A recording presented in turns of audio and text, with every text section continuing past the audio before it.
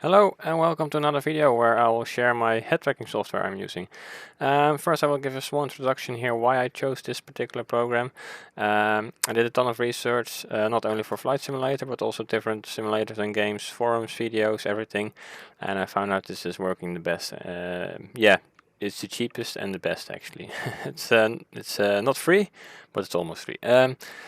Why I chose this one is that because the head tracking is done by the phone, either an Android or an iPhone, doesn't matter. But the head tracking and all the calculation and the movements, everything is done by the phone and not by the computer. So this saves a little bit of working load on your PC. And I found out that this is running very smooth. It has, for me, basically no frames impact, FPS impact.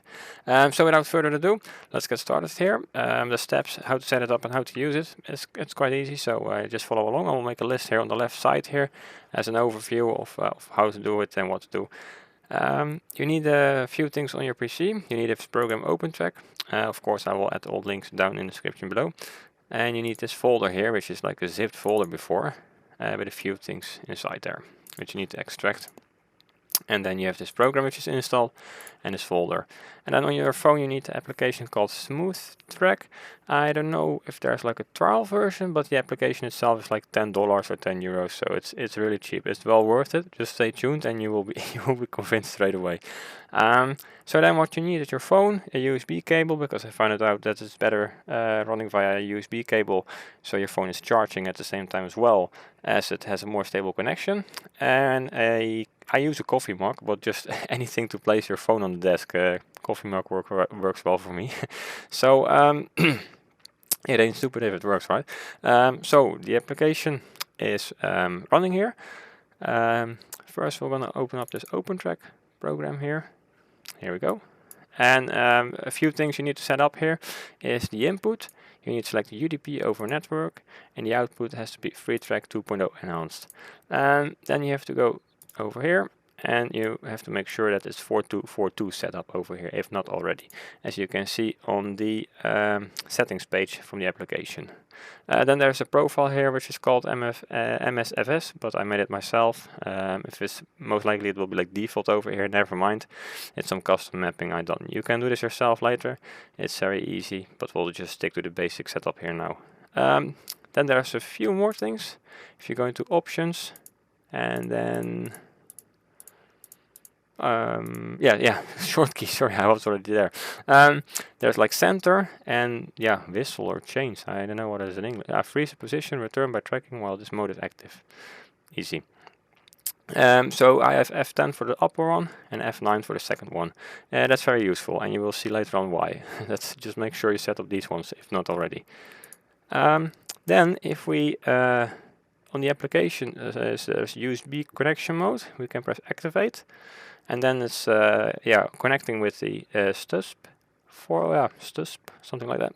So we're going to open up this folder here and we're going to start the batch file. We're not going to start the actual application here, but the batch file.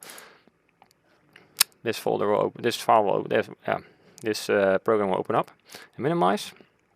We simply close this folder now, and the head tracking will start already on the application, and all we have to do is press start, and there we go. Our octopus is moving around here. It's working in all kind of directions. It's left, right, up and down. If you look closer to your instruments, if you sit back. So it's working in all directions, and later on in the simulator you will see how smooth it's working. So it's well worth the 10 euros, $10, whatever currency you're at.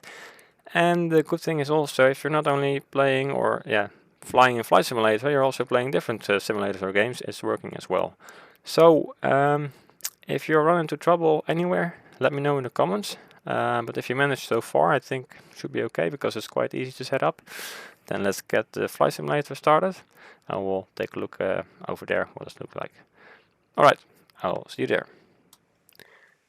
So here we are, sitting in the Piper PA-28 Warrior, but actually the plane you take doesn't matter, because it will work with all of them. You simply start the simulator, and then you start up OpenTrack, you start the SmoothTrack application. You will then you can execute this batch file from the STUSP folder. After that your camera should come alive, and then you can press start in OpenTrack, and it should work straight away. You can start it before launching Flight Simulator, during Flight Simulator, whenever you want. So just about these two these two F9 and F10 which I binded. I know you want to close YouTube and start it yourself now. It's quite tempting, I understand, but just these two keys.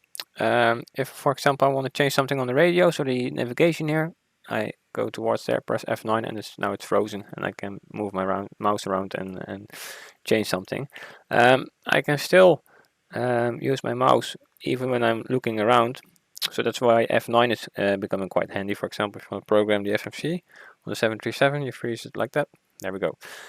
And F10, as you might have noticed already, is for recentering it. So F10 centers again.